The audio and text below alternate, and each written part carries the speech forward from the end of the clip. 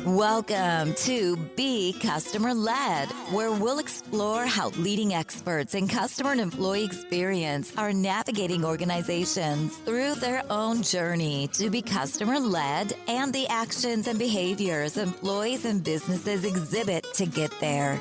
And now, your host, Bill Stakos.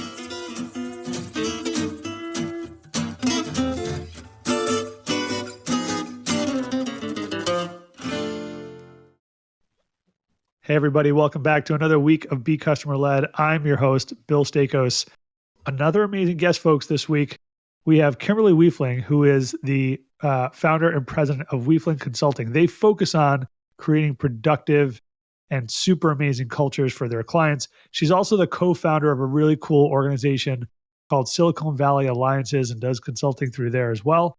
And just like a really amazing high energy person. I can't wait. Kimberly, so awesome to have you on the show. Thanks for coming on the show. Thank you, Bill. Oh my gosh. Wow. It's been exciting to think about this, and I'm so glad to be here.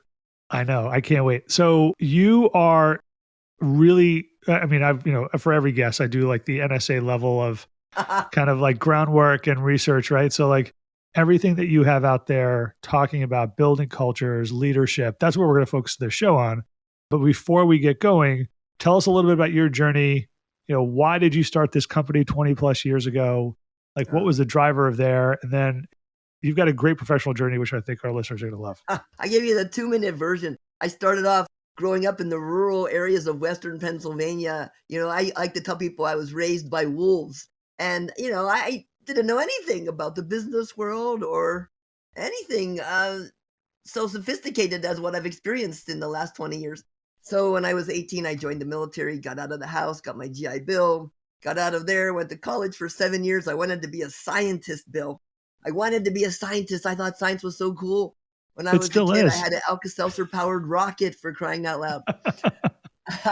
But then I got into Hewlett-Packard, and I started repairing their instrumentation, mass spectrometers. It was really cool.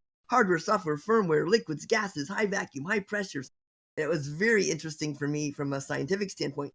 But what I noticed was the human being aspects were the most important with my customers, with the team. Have you noticed that's the human skills we didn't study at all in science and engineering? That's it. Like that will really make or break, right? I mean, you have the quote, the famous Drucker quote on your LinkedIn, right? Culture eats strategy for breakfast, right? I actually just used that quote in a post recently, which is I think actually not even a blog post. So love that quote. I can't believe I'm so embarrassed by the way I behaved when I was a young professional. Now, when I go back to meet my old friends from Hewlett Packard, I always say, I am so sorry for how I behaved when we worked together. Because after I quit Hewlett Packard, I joined startup companies, which was actually a better fit for my personality. Yep. Like, this is genetic, Bill. Okay. My whole family's like this. I'm the most calm of all of them. I wish I had like an ounce of as much energy as you do. So at Hewlett Packard, it was like, just kind of go along and get along and don't annoy people too much. Yeah. And of course, get results. But I really felt like a hired assassin there. Yeah, we need Kimberly for this hard work, but we don't want to be seen dining with her. So then I quit and I worked at 3 failed startup companies in Silicon Valley. Here I was in Silicon Valley with this boring job at HP with all this job security. And I finally just said, great, let me join the Silicon Valley startup. And let me play the Silicon Valley lottery, see if we can get a ticket to a prize, which allows us to quit the jobs we hate.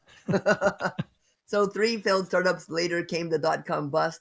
And I'd always wanted to have my own business. And I had a little business on the side. And I'm like, why don't I start my business in the worst possible economy? Yeah, great idea. So I did it 20 years ago. The first 5 years were the hardest. I'm sure. A lot of organizations, right, start in some of the worst economic times, right? And they come out so much stronger because they're bootstrapping, they're mindful of where they're spending, how they're engaging customers, et cetera. I love that story. And look, there's so much going on in the world, right? Great recession, great boomerang. People got to come back to work, et cetera, 5 days a week, all this stuff. Let's first start talking about your definition of company culture. And then similarly, what is your definition of leadership? Great. So I have to thank my wonderful mentor, Dr. Edgar Schein. He's like 94 years old now, and he's the guy who invented the term organizational culture. He was an MIT professor, and he lives close by to me at Stanford University, near the Stanford campus. And I paid him to have lunch with me every month for like 3 years so I could understand how my work was really about organizational culture. And what I've come to understand from Dr. Schein is organizational culture, it's the way we do things around here, even though we've forgotten why we do it. Right. It's like the air we breathe, it surrounds us, it influences everything, but nobody really notices it explicitly. So it's your values in action. How do people behave? What do you fire your best engineer for violating? Things like that. You really see what the values in action are when you say, look at your top performing people and what will you fire them for? That's the culture. The lowest common denominator accepted, right? At the end of the day, well, like what is the lowest common denominator that you accept? And there's one company that has something called, after Bob Sutton, the Stanford professor, the no asshole rule. Yeah. I mean, some companies actually have this rule, and they tell their interviewees during the interview process, if you're an asshole and we hire you and we find out, we will fire you. Some people actually get up during the interview and leave. I'm out of here. Yeah. It's incredible that people know that they are. They won't openly admit it, but they know it, which means that you shouldn't be, right? At the end of the day. How do you define leadership, Kimberly? Like, what's the difference there for you, and how does that connect to culture? Bill, I like to base my work on facts and well-researched data. So I look at what has been studied about leadership for the past 30 years. And in a nutshell, it's leaders set direction, align people in that direction, and motivate and inspire them to go in that direction, whereas managers plan, organize, control, and correct. And both are important, but leadership has a much higher impact on results. Barry Posner and Jim Kouzes at Santa Clara University down the road here, they've done 30 years of research from, over 70 different countries? What are the characteristics and behaviors of the best leaders on planet Earth? And what I mean by the best is leaders people admire and willingly follow. And what they found is over 80% of people said, if you're not honest, we don't follow you willingly. Forward-looking was the second globally. Inspiring was the third. And fourth was competent. They don't care if you're competent if you're not forward-looking or inspiring, for crying out loud. What do you think about that? You can be dumb, it's okay. But as long as you get the most out of me, I'm good with that. That's what the research boils down to, right? No, but the leadership challenge that they distilled out, it's like, here's 5 practices of the best leaders in the world with 6 specific behaviors, and none of them are rocket science. And by the way, none of them require a position or title. So it's like model the way, inspire shared vision, challenge the process, enable others to act, and encourage the heart. And by the way, encourage the heart, those 6 behaviors in that category are the least practiced in the world. When you think about leaders and managers, Kimberly, this is always the big topic that I feel like I'm always grappling with. Can you be both? Do you have to be both? You have to be both. I think you have to be both. Both of them are important. But I tell people like this: lead people, manage cows. Lead people, manage budget, manage schedule, but don't you manage me. Nobody likes to be managed. I went to Bulgaria a few years ago before the great pandemic. And I asked people, 2,000 people in the audience, please raise your hand if you like to be managed. Nobody raises their hand. I'm like, is it a language barrier? Do you understand what I'm saying? They're like, yes, Kimberly, we understand. We just don't want to be. Nobody wants to be managed, Bill. Lead people, manage cows. I think I want to make the audiogram. We're cutting that one out for the audiogram. I love that. Can I steal that? Can we use that as I want to put that quote actually on a LinkedIn post when we've dropped this show. I love that. I've never heard it. Make a little video. Let's do it together. What's new? I love it. I love it. Why do you think companies are failing at the things that employees are looking for? What is it about the translation from company to leader / manager to employee or workforce, right? There are a lot of people that are not W-2s, as we would call them here in the US. What's the disconnect? Why do you think that's happening? I'll tell you what I found. First, I got to ask you to to answer this question. See my little rubber I chicken? do. He's a frequent fryer. All right, here you go. Okay, what caused him to fall? Oh, was it gravity, Bill? Are you blaming the Earth? Really Did you seriously? drop the chicken? Ah, I dropped the chicken. So this is the problem. Everybody thinks it's someone else. So when I work with individual contributors and I try to help them with leadership and team effectiveness and organizational culture, project management, they're like, yeah, but Kimberly, it's our managers who are the problem. Then I go to the managers and I say, okay, come on, here's the way to be more effective leaders and managers. And they say, yeah, but our executives are the ones you really need to take care of. Then I go to the executives and they're like, Kimberly, it's the president. Then I go to the president and he says, yeah, the CEO. And the CEO says, well, when the chairman dies, we'll be able to make some changes. Literally, Bill, I contacted one of my clients after their chairman died. And I said, I'm so sorry to hear that your chairman died. And the person said, yes, but now we can make some good changes. They're waiting for people to die. Are you kidding me? So nobody feels responsible, Bill. I say this, look in the mirror. We are somehow contributing to the crap that we don't like in our companies. And we have some power, however tiny, to make a positive difference to that. Do you think then, like you're seeing the news, right? Like you've got CEOs all over the place. Oh, you got to come back 5 days a week, right? Let's go back to the old way. Let's do it. Like that worked. We were making oodles of money when everybody was working from home too, but I want to go back to 5 days a week. Like why do you think that is happening? I think that's the easy answer. It takes time to stop, think, organize, plan. Big why. Why would we need to come back? And who are the stakeholders? And what exactly would be the purpose and goals of coming back and the measures of that success? A lot of people do what I call rush to solution. They don't think about why, who, or what, or the measures of success. They just think about how to do something. And that is a guarantee for having 1/4 the success rate in your projects, according to some of the research I've seen. So, all right, let's talk about now. We know why companies are making the disconnect. How is that maybe different for teams, or why teams fail, or why leaders fail? And if they're different, is it different reasons, or is it the same stuff? Well, so I'll tell you why teams fail. People get so tired of me saying, well, according to research, I am a scientist. Okay, I have a master's in physics. I love data. I love science. I love research. So according to the research out of MIT Sloan, the top causes of failure in global teams, and they studied teams from quite a few different countries. Number one was they didn't build trusting relationships. Number two was communication was less than suboptimal. That wasn't their words, right? And it involved not only language and culture, but it involved problem solving, decision making. They didn't have ways to do those effectively. Number 3 and 4 were they didn't have clear, shared, aligned goals. Now, whose job is it to build trusting relationships, have good communication, problem solving, decision making, and clear, shared, aligned goals? The leaders. Yes. Hello, your pills. So it is a failure of leadership that is leading to a failure in teams. How pervasive do you think the problem is? Like you've been doing this for 20 years. How bad is it? Or let me ask a question a different way, maybe. How often is it, maybe I'll put you in a spot, don't name names. How often is it like the CEO or their directs versus the middle? Well, I don't say this out loud anymore, but I used to say, the fish rots from the head. Sure. So here's what I do. Bill, I have so many consulting and clients over the last 20 years, so many people I've worked with. I mostly work in Japan. It just works better because here's what happens when I work with people in Silicon Valley.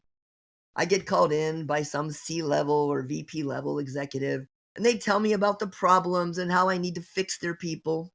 And then they're sitting there with their pen about to sign this contract for lots of money. And I say, don't sign that contract, please, before you sign that.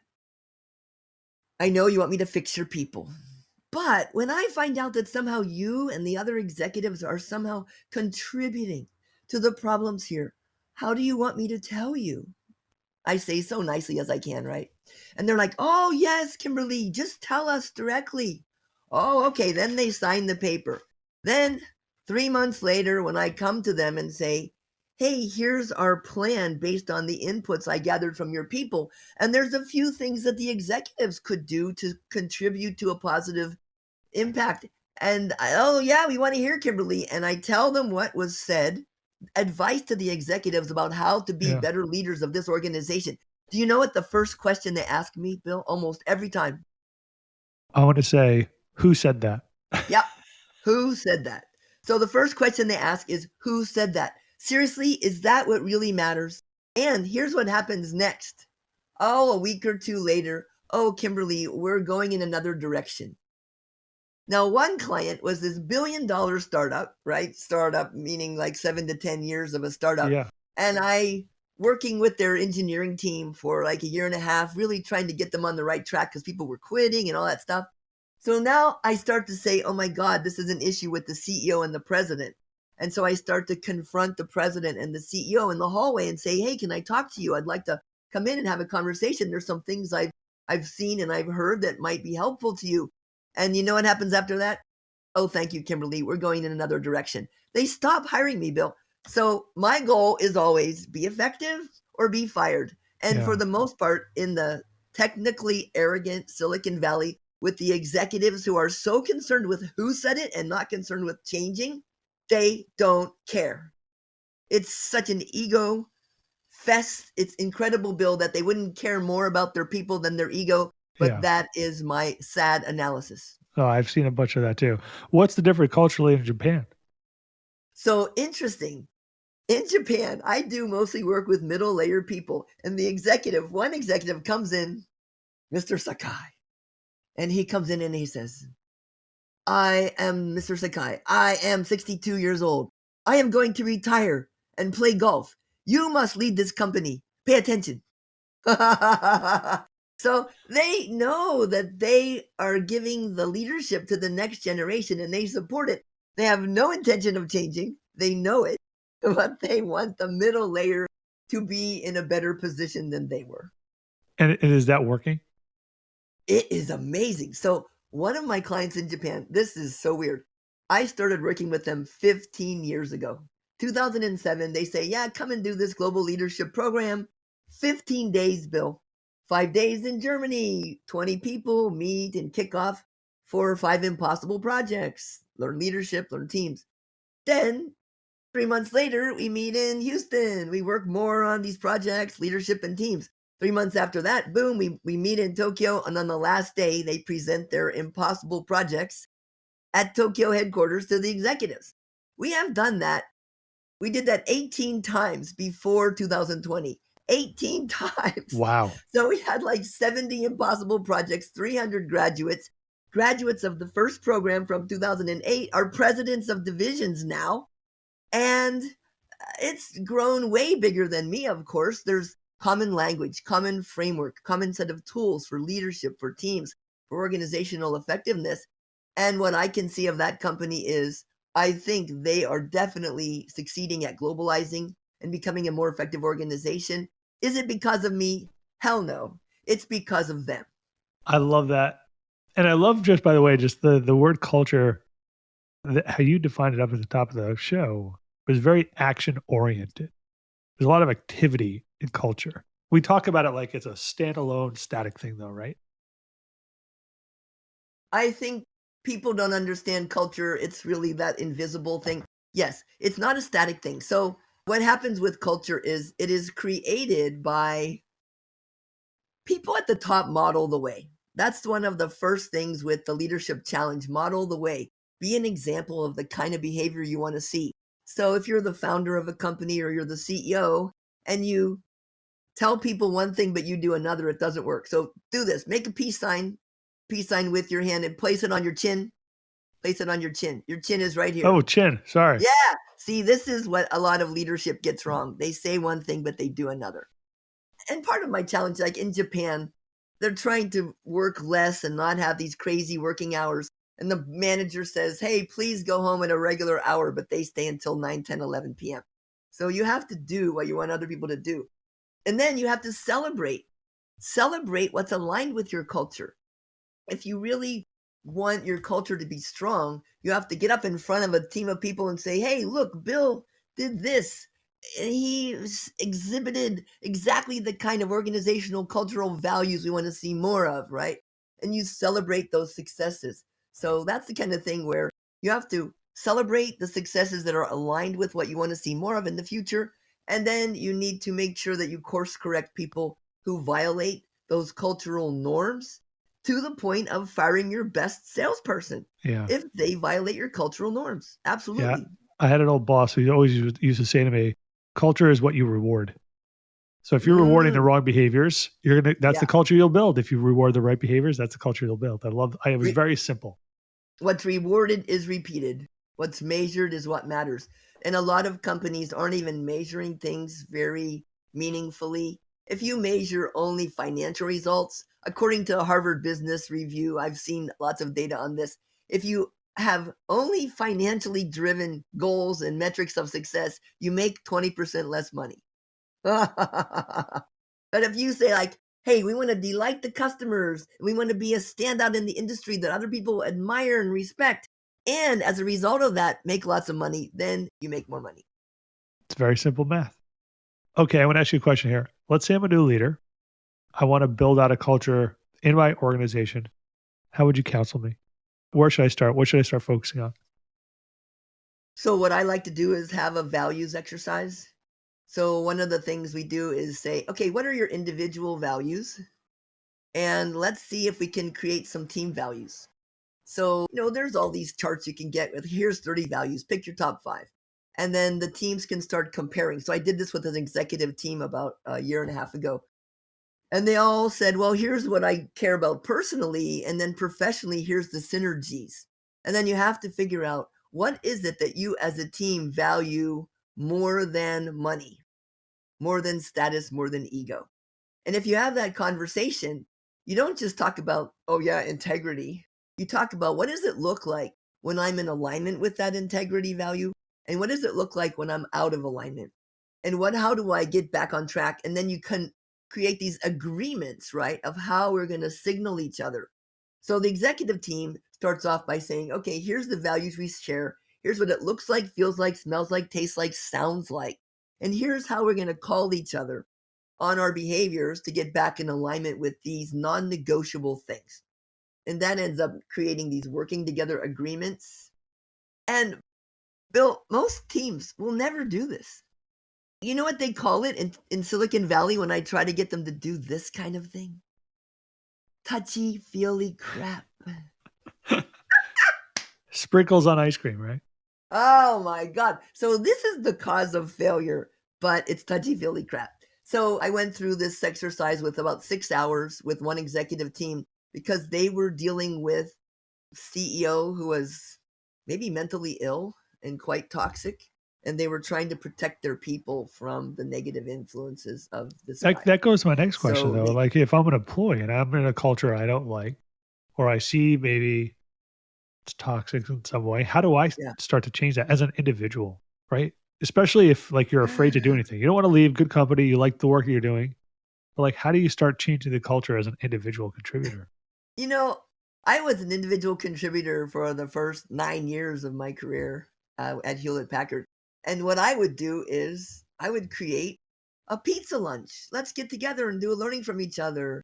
And let's have somebody do a chalk talk about what their job is. And then I would start the usability interest group. Hey, who cares about the user interface design? Or then I would start a sharing library. Hey, bring some books in and everybody, we can give each other our books. I would just do stuff like that. Or I would create social events. I didn't realize that I wasn't supposed to change the culture just because I was an individual contributor. There's always something you can do. So I like those are all really, by the way, very actionable and great ideas. I want to ask you a question. On your LinkedIn profile, you have a video where you talk about culture and leadership really specifically. Uh, You say leaders act, ACT, action, yeah. communication, thinking.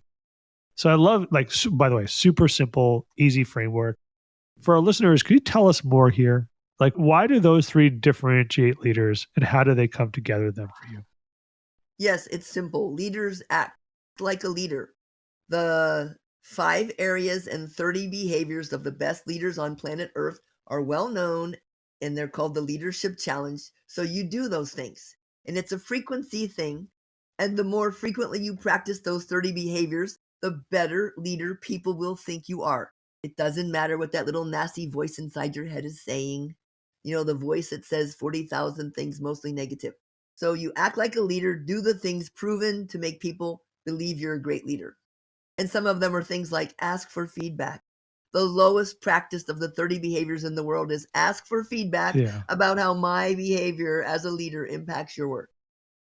And then communicate like a leader. What does that mean? Well, the most important communication skill is listening.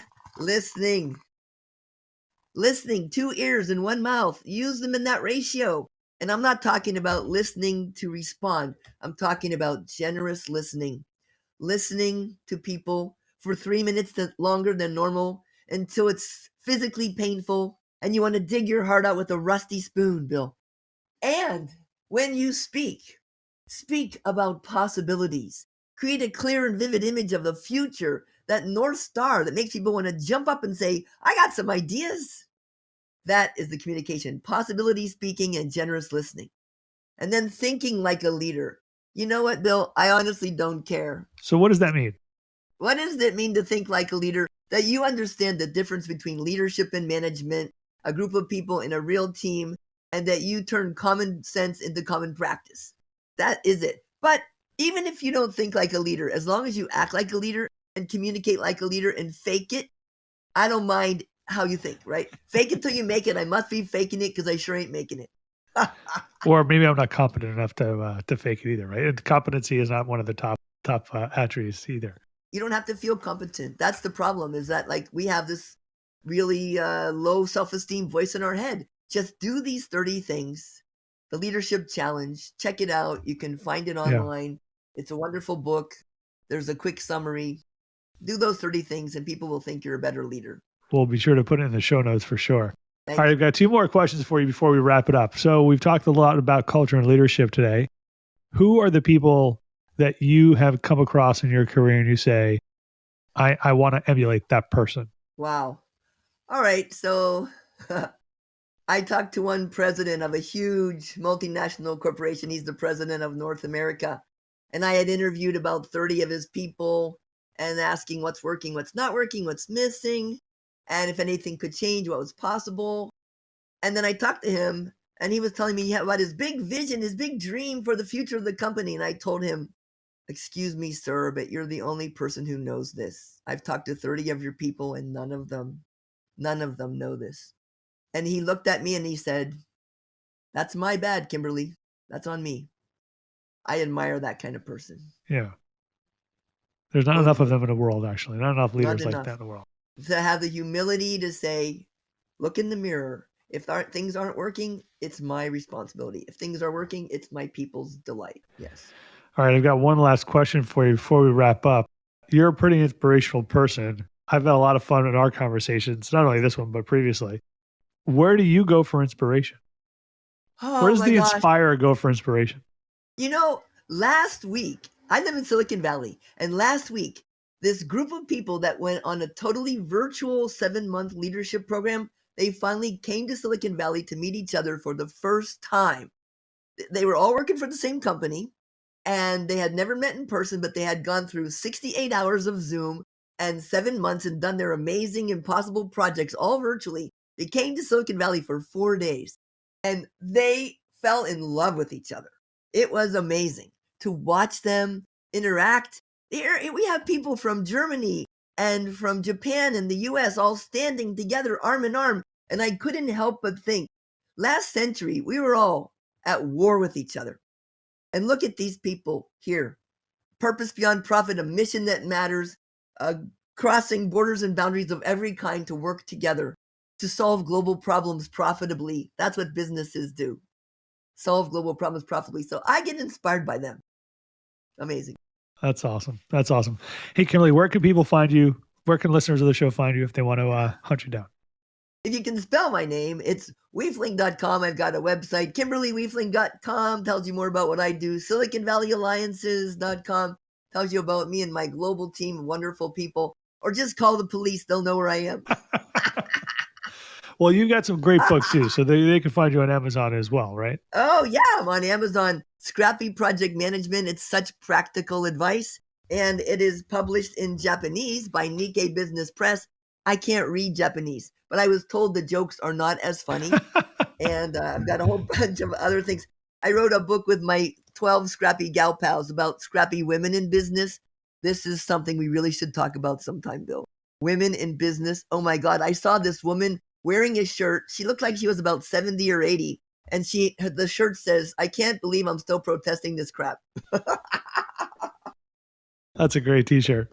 Kimberly, this has been a lot of fun. Thanks so much for coming on the show and for dealing with my allergies too, for folks who could probably hear it through the mic, right? It's been great to have you on the show. Love the work that you're doing. And I'm a huge fan and will continue to follow you. And I'd love to have you on the show sometime. We'll talk about sort of the women of leadership topic. I would love to connect you with some amazing women who are doing some wonderful things. I happen to be connected with the woman who's the founder and CEO of the biggest revenue woman-owned business in the Bay Area, which is now gone global. Amazing. I'm sure she would love to talk with you. Well, let's all get on the show together sometime. Oh, yeah. Okay, Bill. Thank you so much for making this happen. Absolutely. All right, everybody. Another great show. Another great week. We're out. Talk to you soon, Thanks everyone. for listening to Be Customer Led with Bill Stakos. We are grateful to our audience for the gift of their time. Be sure to visit us at becustomerled.com for more episodes. Leave us feedback on how we're doing or tell us what you want to hear more about. Until next time, we're out.